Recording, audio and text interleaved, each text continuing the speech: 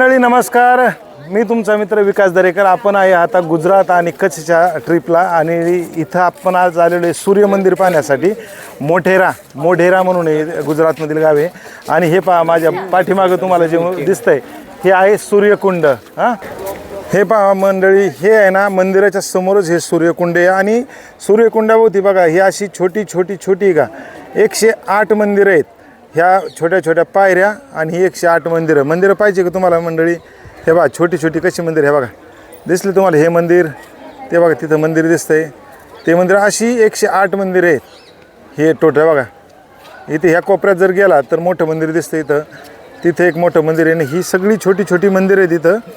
याचं काय माहिती का, सूर्याचा आणि पृथ्वीचा अंतर भागिले सूर्याचा व्यास आणि पृथ्वी आणि चंद्र यांचा अंतर भागिले चंद्राचा व्यास, असं 108 काहीतरी गुणोत्तर येतं आहे किंवा काहीतरी येतं आहे. तर त्याच्या पद्धतीने 108 मंदिर इथं बनवलेली आहेत. आणि हे ना पाठीमागचं ते मंदिर आहे, हे पहा हे जे मंदिर आहे हे आहे सूर्य मंदिर बरं का.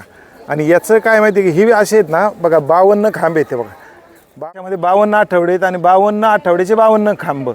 आणि इथं आहे ना विषुववृत्ताचा जो दिवस असतो मग 21 जून बहुतेक असेल असं मला वाटतं, त्या दिवशी आहे का ते 2 दिवस 3 दिवस आहे ना इथं आहे ना मस्तपैकी ना अगदी याच्यावरती कशावरती मंदिराच्या गाभाऱ्यामध्ये पूर्णपणे ना असं सूर्यप्रकाश येतो आणि पूर्ण मंदिर आहे ना असं उजळून निघतं.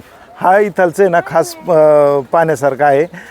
फक्त आता इथं असं कुठलं पूजा अर्चा होत नाही आहे, कारण युनेस्कोने किंवा आपले जागतिक वारसास्थळ म्हणून याला मान्यता दिलेली, त्यामुळे आता हे त्यांच्या अंडर आहे.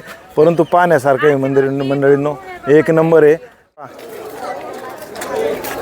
हे आहेत 52 खांब, वर्षातील 52 आठवड्याचे 52 खांब.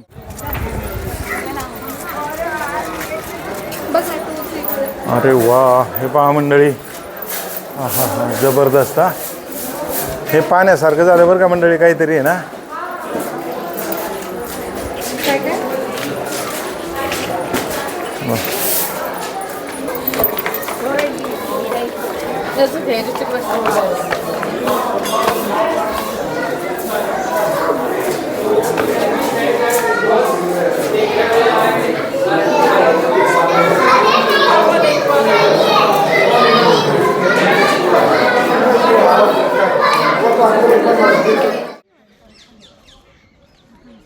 पुष्पावती नदी ना.